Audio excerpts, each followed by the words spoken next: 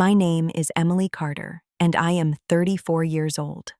For most of my life, I believed that silence was the price of peace in my family, that if I stayed quiet enough, if I tried hard enough, I could hold everything together. But on the morning of my brother's graduation, all of that came crashing down with the sound of porcelain against wood. I remember the light in the kitchen that day, soft and golden, spilling through the curtains as if nothing could possibly go wrong. My brother's cap and gown were draped carefully over the chair, waiting to transform him into the center of our family's attention. I was proud of him, genuinely proud, and I whispered to myself that he deserved the recognition about to come his way. I did not expect the air to shift, the tension to thicken, and my father's hand to come down so sharply on the table that his coffee cup jumped, spilling its dark contents across the wood before shattering into pieces. Without a word, he stormed from the room, leaving behind silence so heavy it pressed on my chest. That sound, the cup slamming down, was more than just frustration. It was a verdict, a declaration of something I had felt my entire life but never dared to admit out loud. In that single moment, I knew the balance of love and loyalty in our family was not what I had always tried to believe. Before I take you into the story of what happened and why that morning still echoes in me like a wound, I want to pause. If you have ever felt silenced in your own family, if you have ever carried invisible scars from favoritism or betrayal, I want to know. Comment below and tell me where you are watching from. Don't forget to hit that like button and subscribe, because what I am about to share is not just about one graduation morning. It is about years of silence, years of being pushed aside, and the moment I finally saw my family for what it truly was. The slam of that cup was not an isolated outburst. It was the culmination of decades in which I had played the role of the shadow. My brother was the star, the chosen one, the person my father built his entire identity around, and I was the background noise, the reminder of what he did not value. That morning simply revealed what had always been there: my father's inability to stomach the sight of me giving recognition to my brother, because in his mind, acknowledgement should only flow one way, from him to his son, never from me. I stood frozen at the table, staring at the shards of ceramic and the spreading stain of coffee across the wood. It should have been a day of celebration, a day of family pride, but instead it became a mirror reflecting everything I had tried not to see.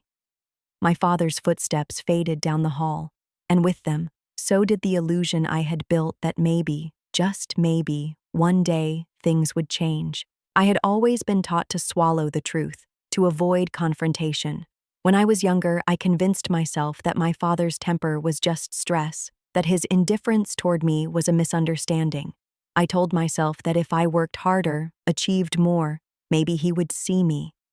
But as I looked at the broken pieces of that coffee cup, I realized something painful. My existence in his world was never about being seen. It was about being quiet, about not disturbing the fragile ecosystem of his pride in my brother. The irony was not lost on me. I had come into that morning wanting to lift my brother up, to celebrate his moment. I thought I was doing something good, something selfless, yet even that was too much for my father. My words, "He deserves this," were like a trigger that exposed the raw nerve of his control. And instead of pride, instead of unity, the morning ended with shards scattered across the table and a silence I would carry with me for years. I left the kitchen in a daze, moving through the motions of the day as if on autopilot. My brother's graduation became a blur, the ceremony itself muted by the echo of that slammed cup. Everyone else smiled, took photos, and clapped as his name was called. But I sat there with my hands folded tightly in my lap, fighting back the truth rising in me like a tide I could no longer push down.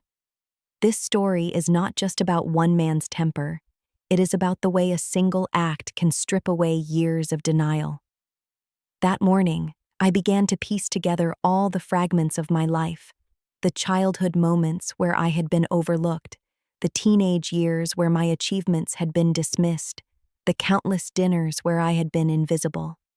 The slam of the cup was the punctuation mark at the end of a sentence my father had been writing all my life. And as much as it hurt, it forced me to stop pretending. Looking back, I think that was the true beginning. Not the graduation, not the ceremony, but that quiet kitchen where sunlight touched broken porcelain and coffee stains spread across the table. That was the moment my story truly began, because it was the moment I finally saw the truth I had been avoiding. And that is the story I am here to tell you. When I think back to my childhood, the signs were always there. The slam of my father's coffee cup on the morning of my brother's graduation was not an isolated act. It was the natural consequence of a pattern that began long before I had the words to describe it. I was born into a family where love was conditional, measured out unevenly, and I quickly learned which way the scales tipped. My brother, Matthew, arrived 3 years before me, and from the moment I was old enough to notice, he was the sun around which our family revolved. My father poured every ounce of his pride and energy into him. He was the golden boy, the promise of a future my father could shape. Every achievement of his, no matter how small, was celebrated as if it were a world-changing event. Meanwhile, my own milestones often passed by in silence. It is strange the way memory works. I do not remember the exact moment I realized my father would never see me the way he saw my brother. Instead, I remember small fragments, the ache of wanting recognition, the burn of being overlooked. I remember running across the yard with a perfect spelling test in hand, holding it high as if it were proof that I could matter. My father glanced at it for a second, murmured something distracted, and went back to discussing my brother's baseball game.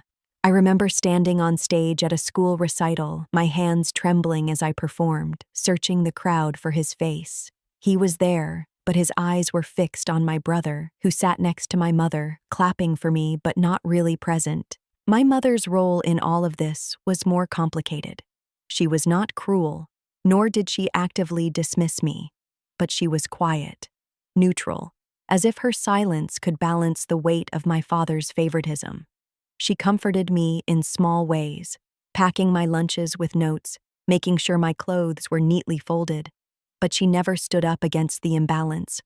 Her silence was her survival strategy, and in turn, it became mine. The dynamic deepened as we grew older. My brother excelled in areas that my father valued: sports, academics, anything that could be measured in trophies or report cards. He was praised endlessly for his discipline, his strength, his promise. I, on the other hand, gravitated toward creativity, toward stories and sketches and colors. I loved painting in the afternoons, sitting cross-legged on the floor, letting the hours slip away as I filled page after page. But my passion did not fit into my father's definition of achievement. To him, it was a hobby, something frivolous. The few times he commented on it, his words carried an edge of dismissal. I began to hide my sketches, slipping them under my bed, afraid that showing them would invite ridicule rather than encouragement. There was a day in elementary school when I won a regional art contest. The ribbon they gave me was cheap and red, but to me, it felt like gold. I rushed home to show it, eager to share my pride. My mother smiled softly, hung it on the refrigerator, and told me she was proud. My father barely acknowledged it, distracted by a flyer announcing the upcoming championship for my brother's baseball team. That night at dinner, the entire conversation revolved around strategies for the game, leaving no space for my small triumph. By the end of the week, my ribbon had disappeared from the refrigerator, tucked away in a drawer somewhere, forgotten. This imbalance seeped into every corner of my identity. I began to measure myself against my brother, even though I knew the scale was rigged. He was taller, stronger, more confident in the way that comes from knowing you are loved without question. I was quieter, more cautious, constantly scanning for approval that never came. My achievements were muted because I knew they would never shine as brightly in my father's eyes. It was not that my brother was unkind. In fact, in our early years, he was often protective of me, stepping in when other kids teased or offering me a place by his side. But even that bond became another reminder of my invisibility. He was allowed to be both the hero and the star, while I was cast as the shadow trailing behind him. The narrative was set. He was the one who mattered most, and I was secondary. As I entered adolescence, the contrast only sharpened. My brother's report cards were taped proudly to the refrigerator. Mine were filed away without comment. His trophies lined the mantel in the living room, polished and displayed. My artwork, when not hidden, was relegated to a box in the attic. He was encouraged to dream big, to pursue opportunities, to see himself as limitless. I was quietly steered toward practicality, toward keeping my head down and not expecting too much. The more I tried to please my father, the more invisible I became. I joined school clubs, volunteered, stayed up late studying, but the recognition never came. Instead, I internalized the belief that no matter what I did, it would never be enough. Silence became my armor. If I could not be celebrated, I would at least avoid being criticized. Looking back now, I realize how deeply those early years shaped me. I grew into an adult who second-guessed her worth, who hesitated before speaking, who measured success not by her own joy, but by whether it might finally earn a nod from someone who had already decided she was unworthy. The seeds of silence planted in childhood had grown roots so deep that by the time I reached my 30s, I was still trying to untangle them. The morning of my brother's graduation was simply the moment when all of those buried truths erupted into view. The slam of the coffee cup was not just anger, it was the sound of decades of favoritism, silence, and inequality condensed into a single act. It was the sound of my childhood echoing back to me, reminding me that no matter how much I tried, I would always remain the invisible one in my father's story. As I sat in that kitchen, staring at the broken porcelain, I felt the weight of all those forgotten ribbons, all those hidden sketches, all those silenced moments of pride. They had never disappeared. They had been waiting, quietly, for me to finally acknowledge them. And now, with coffee seeping into the cracks of the wood, I could no longer pretend. Adolescence is often described as a time of discovery, of shaping identity, of finding one's place in the world. For me, it was the time when the cracks in the fragile illusion of family love widened into fractures I could no longer ignore. Childhood had already taught me to be silent, but as I grew older, silence began to feel like suffocation. By the time I reached high school, the contrast between my brother and me was undeniable. He was the golden son, the blueprint of everything my father admired, disciplined, analytical, ambitious. I was creative, restless, pulled toward expression rather than structure. My father encouraged his every pursuit, paying for private tutors, buying equipment, bragging to anyone who would listen.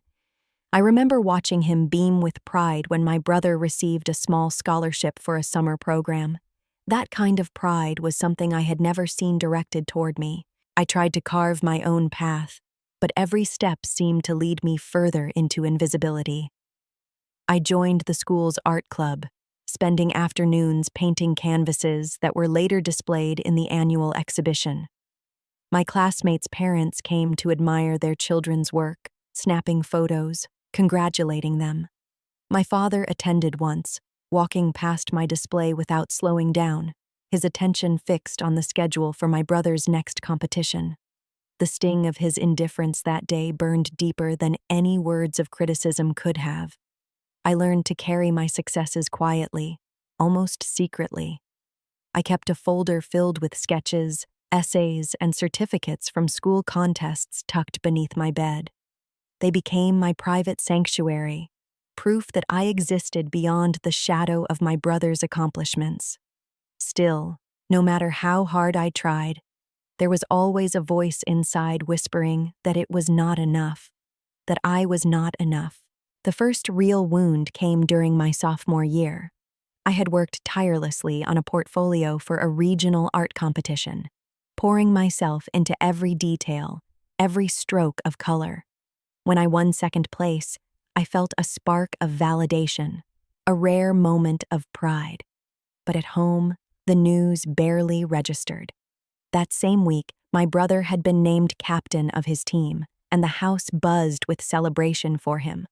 Relatives called to congratulate him. My parents hosted a small dinner in his honor, and for days, the only topic of conversation was his leadership. My certificate from the art competition sat untouched on my desk, gathering dust. It was in those years that bitterness began to take root.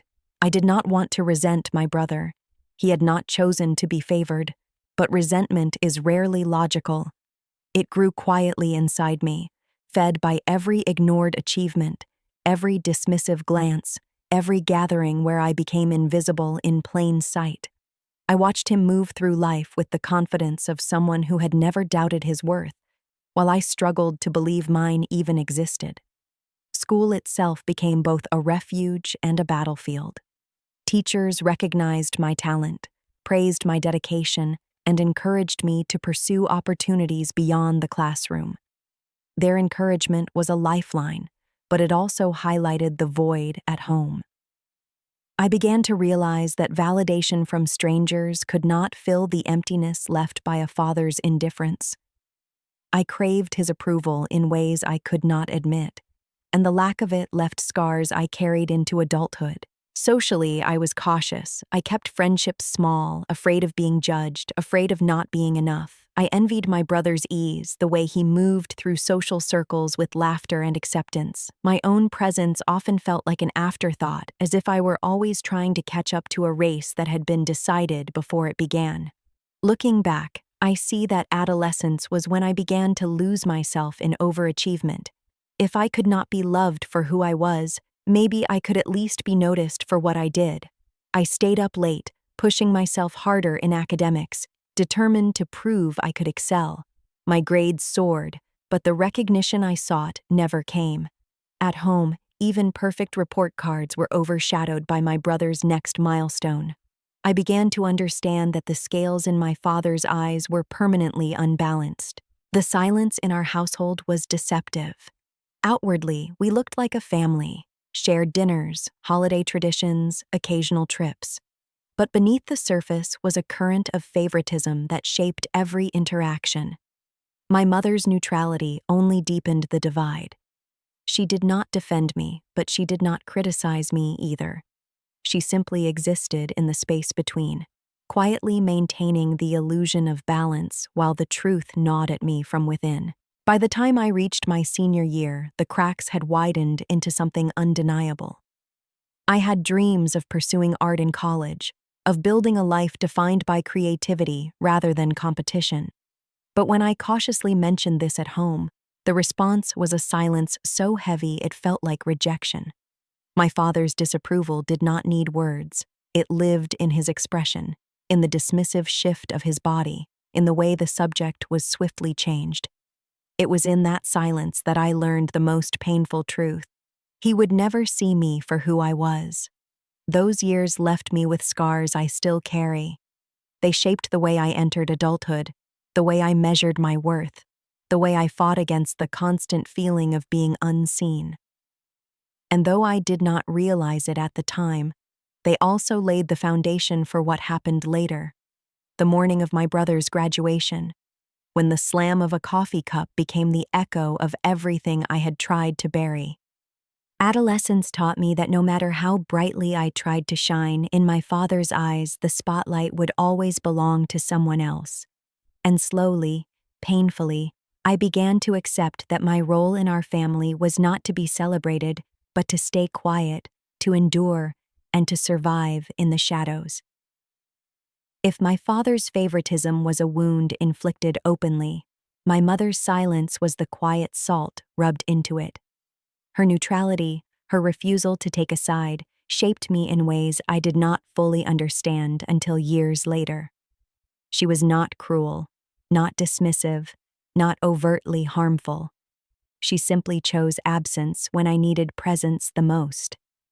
And that absence carved its own scars. As a child, I often thought of my mother as the calm center of our family. Where my father's moods shifted quickly, hers remained steady. She was consistent in her routines, making dinner, tidying the house, working late hours to keep everything afloat. She rarely raised her voice, and when tensions arose, she absorbed them like water soaking into a sponge. At first, I admired that steadiness.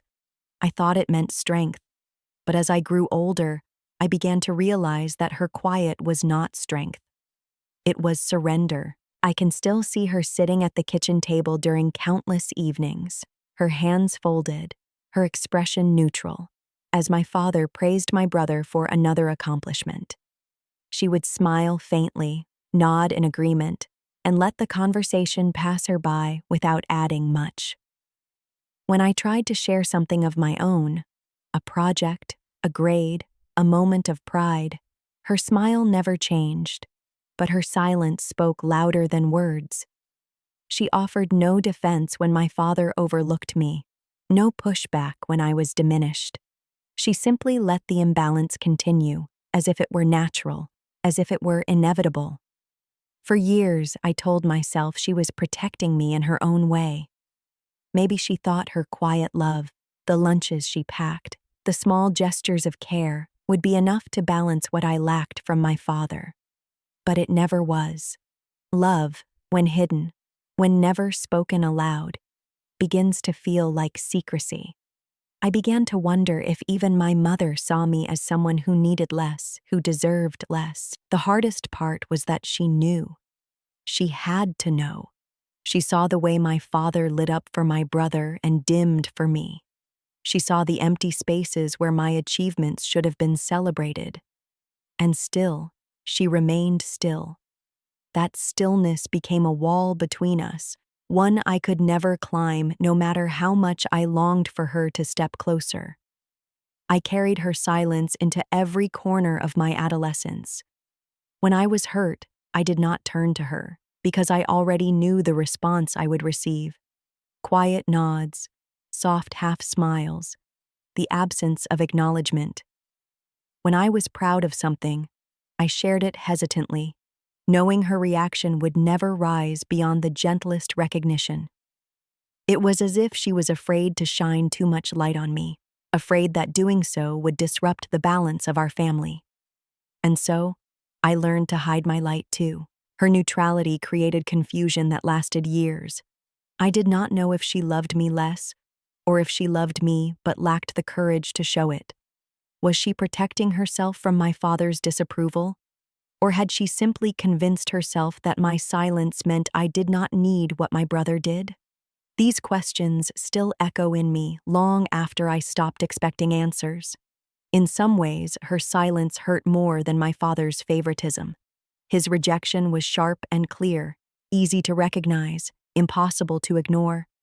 Hers was subtle, a constant undercurrent, so gentle that I often questioned if I was imagining it. But the effect was the same. I felt unseen, unsupported, and alone in a household that should have been my foundation.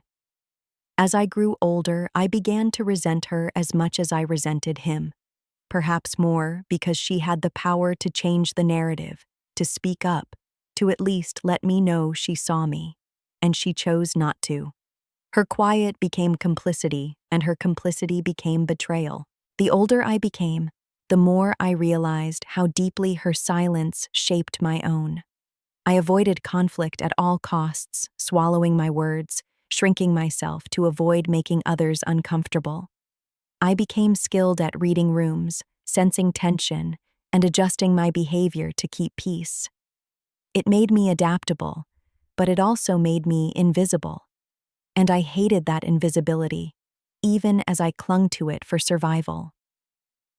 When I look back at my mother now, I see a woman who was tired, overworked, and trapped in her own patterns of silence. I try to extend compassion, to understand that she may have been surviving in the only way she knew how. But compassion does not erase the damage.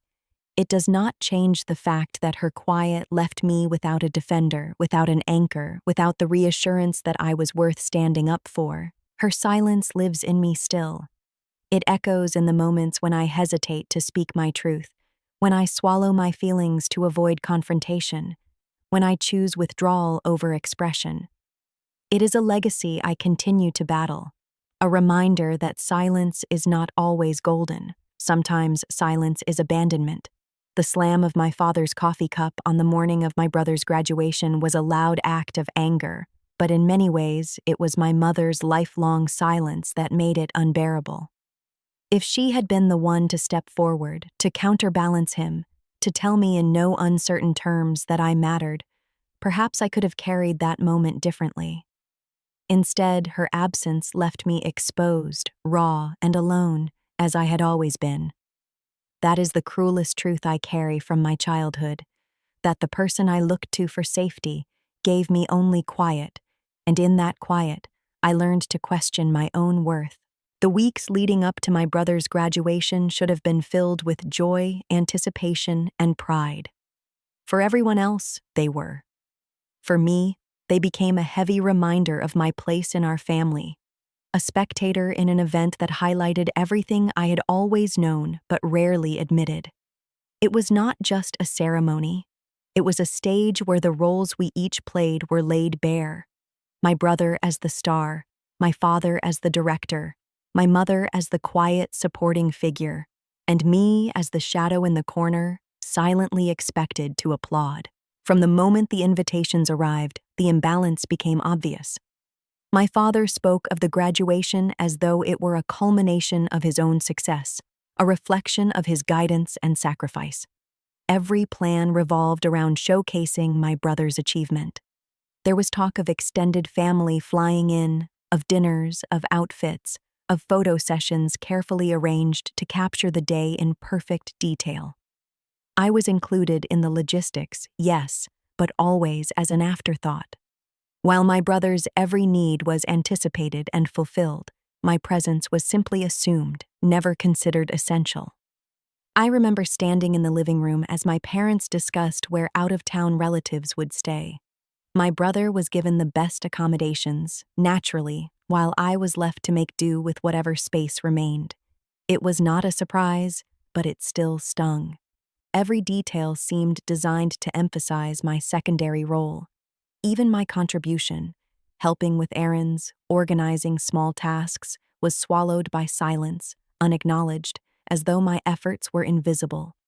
As the date drew closer, I found myself oscillating between pride for my brother and resentment for the role I was forced into. I wanted to be happy for him, and in many ways, I truly was. He had worked hard, and I did not begrudge him the recognition he was about to receive. But beneath that pride simmered a quiet grief, the grief of knowing that no matter what I felt, no matter how much I tried, my place in the family story would never change. The house grew busier as the day approached. Relatives called frequently, their voices filled with excitement. Plans were made for dinners, for gatherings, for photos that would line scrapbooks and mantelpieces for years to come. I listened quietly as names were listed, as roles were assigned, as expectations were set. I was present, but rarely addressed. My voice, when I offered it, often went unheard, lost beneath the current of my father's certainty and my mother's quiet agreement. Even the smallest details became reminders. When outfits were discussed, my brother's attire was carefully chosen, with my father weighing in on every detail. My mother fussed over his shirt, his tie, ensuring everything was perfect. I selected my own dress quietly, unremarked upon, knowing it would not matter what I wore. No one would notice. The photos would capture me on the edges, smiling dutifully, a background figure in a story that was never mine. The anticipation built like a pressure in my chest. Each day closer to the ceremony felt heavier, as though I were carrying a weight I could not set down. I wanted to believe that perhaps in the moment itself, things would feel different, that maybe I would be able to share in the joy without the bitterness creeping in. but experience told me otherwise. I knew the narrative too well. My father would beam with pride, my mother would nod softly, and my brother would shine at the center of it all. And I would be there, clapping, smiling, pretending not to notice the silence surrounding me. What struck me most was how natural it all seemed to everyone else. The imbalance was not questioned, not discussed. It was simply accepted, as though it were the way families were meant to be. My father's pride in my brother was seen as admirable, his disinterest in me dismissed as normal. My mother's neutrality was seen as balance, not silence, and my own invisibility was treated as the natural order of things. That acceptance cut the deepest, because it told me that my feelings, my experiences, my very presence were not only overlooked, but unnecessary. I tried to prepare myself emotionally, to build a wall around my heart before the day arrived. I told myself I would focus on my brother, on his achievement, on the pride I genuinely felt for him. I promised myself I would not let the imbalance steal the moment from him or from me. But deep down, I knew those promises were fragile. The weight of anticipation was too heavy, the years of silence too deep. On the eve of the graduation, I lay awake in my room, staring at the ceiling. I thought of all the moments that had led to this one, all the times I had been overlooked, all the small triumphs that had faded into silence. I thought of the ribbons hidden in drawers, the sketches tucked away under my bed, the report cards filed and forgotten. I thought of my mother's silence, of my father's pride, of the way I had shaped myself into someone who could endure invisibility without complaint. And I wondered how much longer I could carry that weight before it crushed me completely. By the time the morning arrived, I was exhausted from the anticipation alone. The air in the house felt charged, filled with excitement for everyone but me. My brother's cap and gown hung ready. My father's voice boomed with pride. My mother moved quietly in the background, smoothing details and ensuring everything was in place. I moved among them silently, carrying out small tasks, preparing myself for a day that would once again demand my invisibility. And then it happened. The moment that broke the illusion once and for all. A simple sentence, spoken with genuine pride, a recognition that my brother deserved the moment, and the sound of porcelain slamming against wood, shattering the silence into something louder, harsher, undeniable. The weight of anticipation had built for weeks, for years, perhaps for my entire life, and in that single moment, it all came crashing down. The morning of my brother's graduation began not with celebration, but with the sharp sound of my father's hand slamming his coffee cup against the table, the porcelain shattering into pieces across the wood. The image stayed with me as I dressed for the day, lingering in my mind even as I tried to push it aside. What should have been a morning of pride and joy had already fractured, and the cracks spread through everything that followed. The house was restless with anticipation. My father moved through the rooms with brisk certainty, his chest swelling with pride as though the degree was his own. My mother kept herself busy in the background, her quiet movements smoothing the edges of his intensity. My brother prepared in silence, his gown draped carefully across his shoulders, his cap clutched tightly in his hands, and I drifted among them, invisible as always, performing the unspoken tasks that no one noticed until they were done. The drive to the ceremony was filled with the same heaviness. Excitement buzzed in the air, but I felt none of it. My hands lay folded in my lap, my gaze fixed on the passing scenery outside the window. I tried to will myself into pride, to push away the memory of the shattered cup, to focus only on my brother's achievement. But the silence between us was louder than any celebration could have been. When we arrived, the campus was alive with movement. Families gathered in clusters, laughter filling the air as cameras flashed and voices rose in joy. Students in caps and gowns rushed across the lawns, their faces lit with anticipation. Everywhere I looked, there was pride, connection, love being openly displayed. I felt like an intruder, standing on the edge of something I had never truly been part of. We found our seats among the rows of families, each arranged neatly to witness the culmination of years of effort.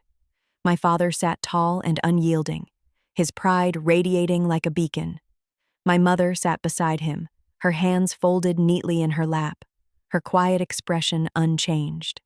I sat one seat removed, my presence necessary but unacknowledged, another shadow on the periphery. The ceremony itself unfolded with precision. Names were called, applause filled the air, and students walked proudly across the stage to receive their diplomas. When my brother's name was spoken, the audience erupted in cheers. My father stood, clapping loudly, his voice booming above the rest.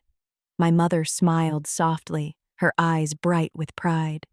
And I clapped quietly, my hands moving in rhythm but my heart sinking deeper with each beat. I watched him walk across the stage, tall and confident, the embodiment of everything my father had nurtured. For a fleeting moment, I wanted to feel only pride. I wanted to push aside the bitterness, the years of silence, the wounds that had never healed. But as I looked at him, and then at the family surrounding me, the truth pressed down with suffocating weight. This was not my moment. It never had been. I was simply a spectator, expected to applaud while remaining unseen. The ceremony stretched on, each name blending into the next, each cheer reminding me of the absence I carried within. I found myself studying the families around me, mothers wiping tears from their eyes, fathers taking photos with trembling hands, siblings embracing each other with joy. They radiated a warmth that seemed foreign to me, a kind of unity I had long stopped expecting. Their pride was shared, their love visible, undeniable, and in that sea of celebration, my family's silence felt like a wound that would never close. After the diplomas were handed out, the graduates gathered in clusters, tossing their caps into the air as laughter and shouts echoed across the lawn. My father pushed forward, his arms wide with pride, pulling my brother into a tight embrace. My mother joined them, her quiet smile brighter than I had seen in years. Relatives swarmed around, congratulating him, taking photos, showering him with words of admiration. I stood on the edges, holding my purse tightly against my side, waiting for a space to exist that never opened. The photographs were perhaps the hardest part. My father directed them with the authority of someone staging a production, arranging each person with precision. My brother stood at the center of every shot, surrounded by family, their smiles wide and genuine. I was included occasionally, pulled to the side, standing stiffly at the edge of the frame. Later, I knew, those photos would be displayed proudly in albums, on mantels, reminders of a day that belonged entirely to him. And my presence in them would be proof only that I had been there, not that I had mattered. The reception that followed was a blur of voices and movement. Tables filled with food, clusters of relatives exchanging stories, laughter bubbling across the room. My father basked in the attention, retelling stories of my brother's achievements, embellishing details, painting him as a figure larger than life. My mother floated between groups, nodding, smiling, her quiet pride unwavering. My brother moved among them easily, his cap tucked under his arm, his gown flowing behind him like a cloak of honor. And I, once again, hovered at the edges, filling my plate quietly, slipping into conversations without truly belonging. The day stretched endlessly, each moment pressing heavier against my chest. Pride and resentment warred within me, each battling for space, neither fully winning. I loved my brother. I wanted him to succeed, but I could not deny the ache of being unseen. Every cheer, every congratulation, every flash of the camera reminded me of the years of silence, the absence of recognition, the roles we had each been assigned long ago. When the sun finally set and the crowd began to thin, I felt drained, hollow, as though I had spent the entire day holding my breath. The ceremony was over, the celebration complete, and still, nothing had changed. My brother remained the star, my father remained the proud director, my mother remained quietly neutral, and I remained the shadow, present but unseen.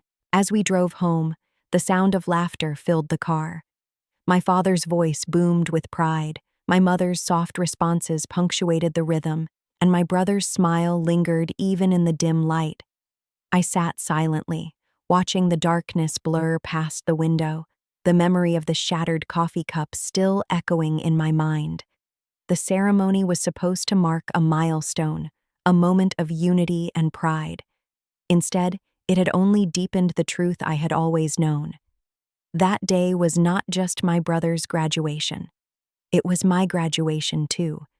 The moment I finally accepted that silence had been my family's language, and invisibility had been my role.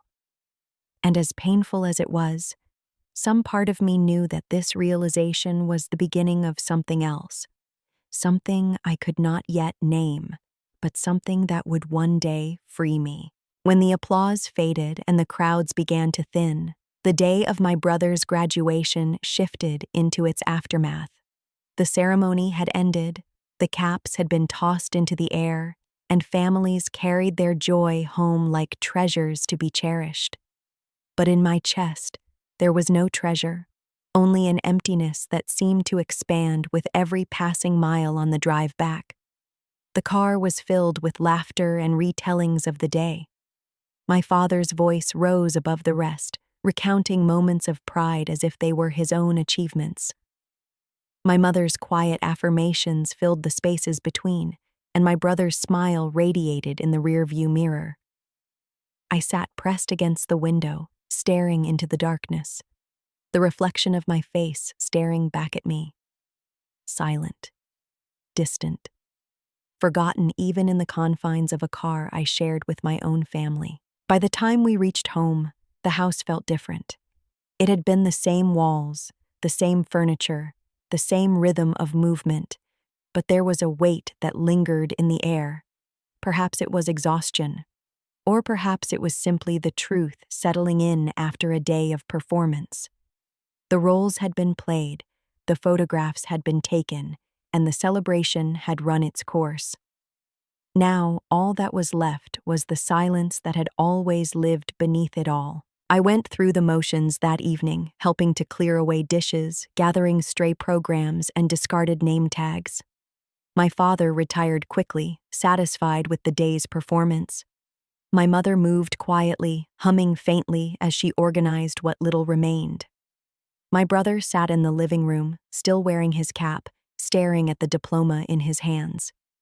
The pride in his face was genuine, and in that moment, I felt the complicated knot of love and resentment tighten within me.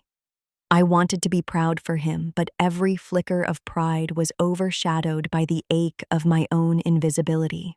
The house grew quiet as the night deepened. Laughter faded into silence, and the weight of the day pressed against me like a heavy blanket. I lay awake in my bed, staring at the ceiling, replaying the moments over and over again. The applause, the photos, the way I had hovered on the edges of every frame, smiling dutifully but never belonging. The image of the shattered coffee cup from that morning replayed in my mind like a warning I had ignored for too long. That single act had not been random. It had been the culmination of years, a symbol of everything I had refused to see clearly. In the stillness of that night, the grief hit me with full force. It was not just the grief of being overlooked during one day, but the grief of realizing that this had always been my place in the family story.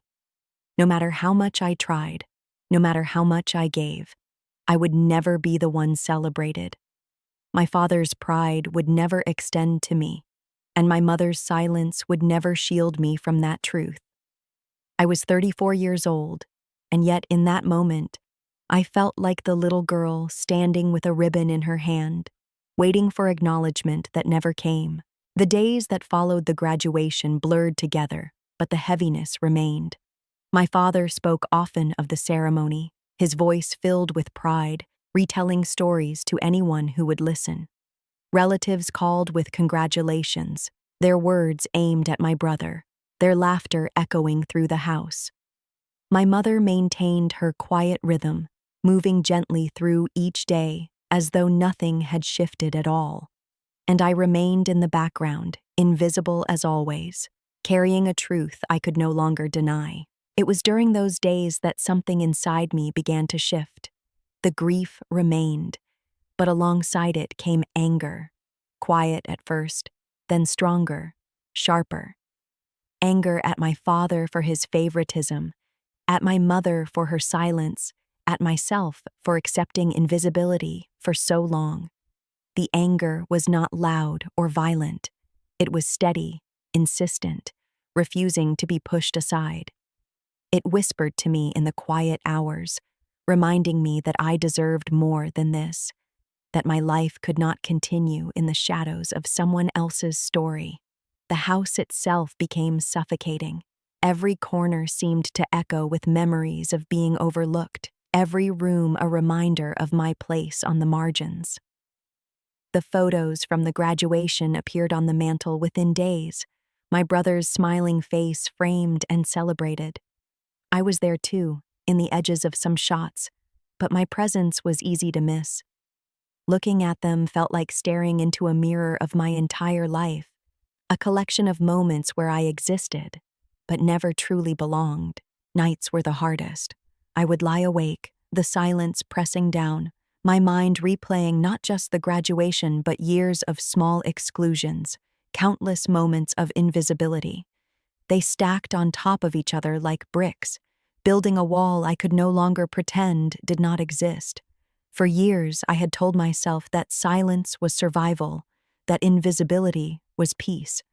But now I saw it for what it was: erasure. In the days after the graduation, I found myself pulling away, not deliberately at first, but instinctively. I avoided conversations, choosing instead to retreat to my room or step outside for long walks. The house no longer felt like home. It felt like a stage I had been forced to perform on, a place where my role had been assigned and cemented long before I had a chance to choose. Yet in that quiet retreat, I began to sense something new. A resolve, fragile at first, began to take shape. I did not know yet what it meant or how it would manifest, but I knew I could not remain in the shadows forever. The graduation had shown me the truth with a clarity I could not ignore. My father's slam of the coffee cup had been the spark, the ceremony itself the confirmation, and the days that followed the silence that forced me to listen. The aftermath of my brother's graduation was not simply about being overlooked on one day. It was about realizing that the roles we played in my family were not temporary, not circumstantial. They were ingrained, reinforced over decades, passed down in silence and favoritism. And unless I changed something, unless I found the courage to step out of the shadows, they would define me for the rest of my life. That realization was terrifying, but it was also the first step toward freedom. The days after my brother's graduation carried the weight of silence, but silence eventually reaches a breaking point.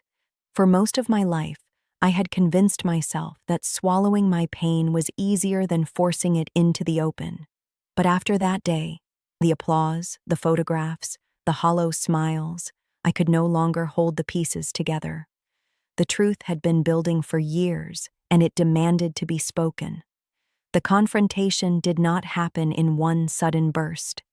It was more like a slow unraveling, threads of tension pulled tighter with each passing day until the fabric could no longer hold. I had spent too long standing at the edges, watching my life unfold as if I were a spectator in someone else's story. Something inside me refused to remain quiet any longer. I began to notice the shift in myself first in small ways. When my father boasted endlessly about my brother's accomplishments, I no longer forced myself to nod along. When my mother floated through the house with her quiet smile, I no longer pretended her silence was enough. When my brother basked in the glow of pride and recognition, I no longer tried to convince myself that my place in the shadows was acceptable. Each of these moments built upon the last, a quiet rebellion forming within me. It finally reached its peak one evening, when the house seemed heavier than ever, the weight of years pressing down on me like stone. My father carried himself as though the graduation had been his crowning achievement, speaking of it with the kind of pride he had never spared for me. My mother maintained her usual quiet composure, slipping into the background as though her silence was the glue that held everything together. My brother was still celebrated, still the center, still the sun around which everyone revolved. And I, once again, was invisible. That night, I could no longer endure it. The words that had sat in my chest for years spilled out, not in anger but in truth. I spoke of the moments when I had been overlooked, of the ribbons hidden in drawers, of the sketches tucked away under my bed, of the countless times I had tried to make myself seen only to be ignored. I spoke of my father's pride that had been reserved entirely for my brother, of my mother's silence that had left me without protection, of the way my existence had been erased by years of favoritism. For once, I did not swallow my pain. I let it pour out, raw and unpolished, each word a release from the weight I had carried. I was not asking for recognition, not pleading for their approval. I was naming the truth, and in naming it, I was finally setting myself free. The confrontation was not dramatic in the way stories often are. There were no raised voices that shook the walls, no slamming doors, no sudden revelations that changed everything in an instant. Instead, it was heavy, quiet, undeniable. My words hung in the air like smoke, refusing to dissipate, forcing themselves into the space that had always been reserved for silence. The reactions were muted, as I had expected. My father shifted uncomfortably, his pride dimming but not extinguished. My mother's expression flickered, a mixture of guilt and restraint. My brother avoided my gaze, his shoulders tense beneath the weight of the truth I had spoken. None of them rushed to comfort me. None of them contradicted me. None of them offered the acknowledgement I had longed for. But in that absence, I realized something important. I had not spoken for them. I had spoken for myself. For the first time in my life, I had stepped out of the shadows, even if only for a moment. I had broken the silence that had defined me, shattered the illusion that invisibility was peace. And while their silence hurt, it no longer had the power to erase me. The days that followed were strained, the air thick with unspoken tension. My father carried on as though nothing had changed, his pride still directed toward my brother, his attention still fixed on the narrative he had always believed. My mother's quiet became heavier, tinged with something that felt almost like shame, though she never gave it voice. My brother kept his distance, uncertain, perhaps unwilling to face the reality that his role as the favored one had come at my expense. But within me, something had shifted. I could no longer go back to pretending, to swallowing my pain in silence. The confrontation had not changed them, but it had changed me. It had given me the strength to see the truth clearly, to acknowledge that my invisibility had been constructed, reinforced, and accepted by the very people who were meant to love me. The slam of the coffee cup on the morning of my brother's graduation had been the spark. The ceremony itself had been the confirmation. And this confrontation, this quiet release of words I had carried for decades, was the first step toward breaking free.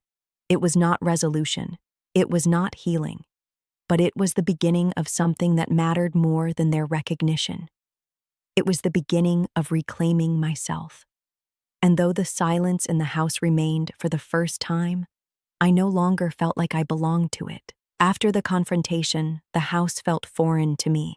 The same walls stood, the same furniture remained, but every corner echoed differently. Where once I had felt suffocated by silence, now I felt an even heavier awareness. The silence would never change. My words had been spoken, but they had not shifted anything. My father remained wrapped in his pride. My mother continued her quiet stillness. My brother carried on with his celebrations. Their world did not bend to accommodate my truth. So I left theirs. It was not immediate, nor was it dramatic. There was no grand announcement, no sudden departure. It was a gradual retreat, a quiet stepping back from a stage where I had never truly belonged. I began by spending less time in the common spaces, retreating to my room, to long walks, to the solitude of my own thoughts. And then, slowly, I carved out a life beyond them, spaces where my invisibility no longer defined me. The first weeks were filled with grief. I had expected anger, expected bitterness, but what surprised me most was the depth of the mourning. It felt as though I were grieving not just the years I had lost, but the family I had never truly had. I cried for the little girl who had held up her ribbons hoping for praise. I cried for the teenager who had hidden her sketches under the bed. I cried for the woman who had sat in silence at her brother's graduation, clapping quietly while her heart ached. Each wave of grief washed over me until I was exhausted, until my body ached from carrying sorrow that had never been acknowledged. But grief, like water, eventually begins to carve new spaces. In the quiet of my own solitude, I began to rediscover pieces of myself I had long buried. I pulled out old sketchbooks, pages yellowed with time, and let my hands remember the joy of creating. I began journaling, not for anyone else but for myself, filling pages with the words I had swallowed for decades. It was messy, raw, unfiltered, but it was real. And with each word, each stroke of the pen, I felt a little lighter. I learned that healing is not linear. Some days I woke with clarity, determined to build something new from the ruins of my old life. Other days I lay in bed, heavy with memories, replaying moments of invisibility until the weight pressed me flat. But even in the hardest days, I began to notice something different. The grief no longer consumed me entirely. It ebbed and flowed, but within its rhythm, space began to open. That space became fertile ground. I sought out places where I could exist without comparison, without silence. I joined a local art collective, tentative at first, afraid of being overlooked again. But there, among others who carried their own scars, I found a kind of recognition I had never known at home. My work was seen, my voice was heard, my presence was acknowledged. It startled me how unfamiliar it felt to belong. The process of healing was not only about finding new spaces, but also about facing the old wounds directly. I revisited memories that I had long buried, holding them up to the light not to erase them, but to understand them. I let myself feel the ache of being overlooked, the sting of my mother's silence, the weight of my father's favoritism. For years, I had pretended those wounds did not exist, but now I allowed myself to see them clearly. It was painful, but it was also freeing. Naming the hurt stripped it of some of its power. Time outside the house gave me perspective. I realized that my family had written a story long before I was born, one in which my role had been fixed. I had spent years trying to rewrite my part, trying to force myself into a narrative that would never expand to fit me. Now, away from them, I began to write my own. I was not simply the shadow, the quiet one, the forgotten child. I was an artist, a woman, a person capable of shaping her life on her own terms. Still, healing did not erase the longing. There were moments when I wished desperately for things to be different. When I imagined a family where my father's pride extended to me, where my mother's voice rose to defend me, where my brother saw me as more than an accessory to his story. Those moments hurt deeply, but I learned not to linger in them. They were wishes for a past that had never existed. Instead, I began to focus on what could exist now. The confrontation had been the breaking point, but the aftermath became the rebuilding. Slowly, painfully, I began to gather the fragments of myself scattered across years of invisibility. I stitched them together into something imperfect, but whole.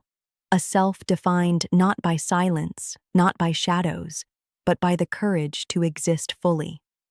I do not know if my family noticed my retreat, or if my absence blended into the background as easily as my presence always had. But I knew, for the first time, that their acknowledgement no longer defined me. I had spent years waiting for recognition that would never come. Now I was learning to recognize myself. In the months that followed my brother's graduation, I stepped quietly out of the shadows I had lived in for most of my life. At first, the change was subtle, almost imperceptible. I spent more time outside the house, more time with myself, and less energy trying to earn recognition that had never truly been available to me. What began as retreat slowly became freedom. There was grief, of course. Grief for the family I had wanted. Grief for the years I had wasted hoping to be seen. Grief for the younger version of myself who had tried so hard.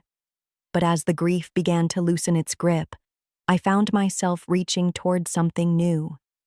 A life not built on their validation, but on my own. I started small. I reclaimed pieces of myself I had buried. My sketchbooks returned to the table, no longer hidden under the bed. I let myself paint without shame, without the voice in my head reminding me it did not matter. The colors felt alive in my hands, as though they were speaking for the parts of me that had been silenced. Each page became a declaration. I exist. I matter.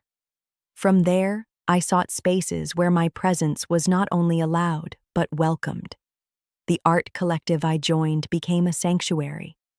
My work was displayed alongside others, my voice part of conversations that did not shrink me.